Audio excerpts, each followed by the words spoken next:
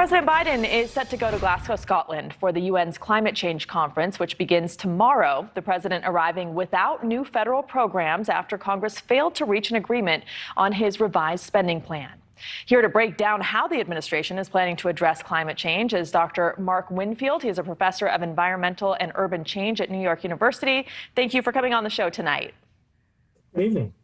So climate change actually became the largest part of the infrastructure bill. What concrete changes can we expect to see as a result, if this ever gets done, and when?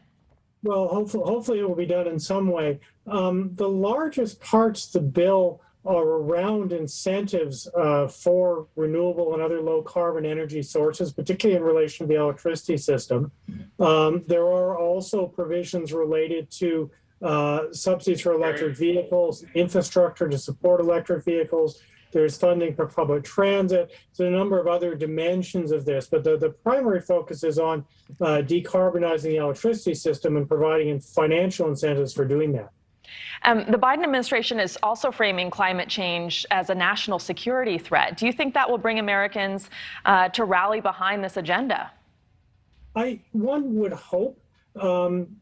It's been on the radar screen with various defense departments in the United States and in Canada and around the world for some time, that the impacts of climate change were starting to turn into a security threat. So you would hope that that would again sort of reinforce the extent of the consensus that there is a problem here and it needs to be addressed in some way. And how so? How is it a national security threat? Well, there are various dimensions to that sort of question. There's the sort of immediate threats in terms of the impacts of climate change that we're seeing in terms of extreme weather and wildfires, but it's a larger sort of global set of threats that are starting to be recognized, that you see the potential for conflicts over resources as you see large-scale migration in response to the impacts of climate change. Those things can be very, very destabilizing.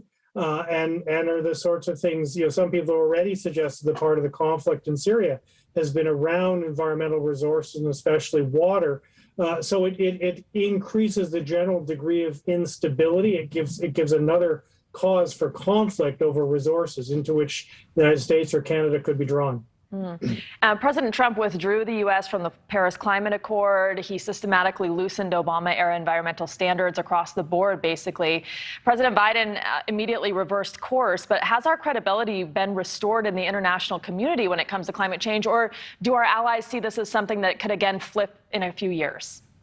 I think there's a great deal of concern among other countries about where the United States is going to end up positioned. That Mr. Biden and Mr. Kerry may say all kinds of constructive things, and certainly sort of much more of a re-engagement around the climate conversation. But internationally, there has to be this nervousness both about their ability to deliver, given the fragility of the situation with the Congress, and then the risk of what happens 3 years from now. In terms of another election, and possibly even Mr. Trump might make a return, obviously causes a great deal of concern on the international stage about is the United States going to stay in the game, and is it going to be able to deliver what it says it wants to deliver at this stage anyway? And so how does that change the relationship and any possible negotiations and agreements going forward?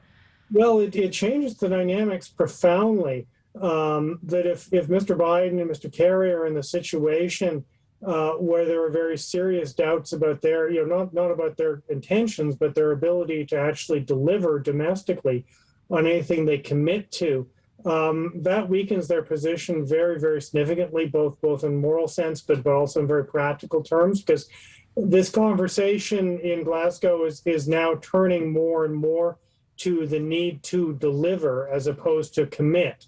And if there are question marks about the United States' ability to deliver, that is very, very unhelpful from the viewpoint of the United States, but also unhelpful from the viewpoint of the negotiations.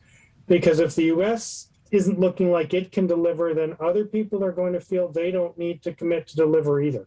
All right, Dr. Winfield, thank you very much. There are a million other questions I could ask you, but we're out of time. I appreciate you joining us tonight. Thank you. Thank you very much. Thanks for watching. Click the red subscribe button below so you can get more of NewsNation's fact-driven, unbiased coverage.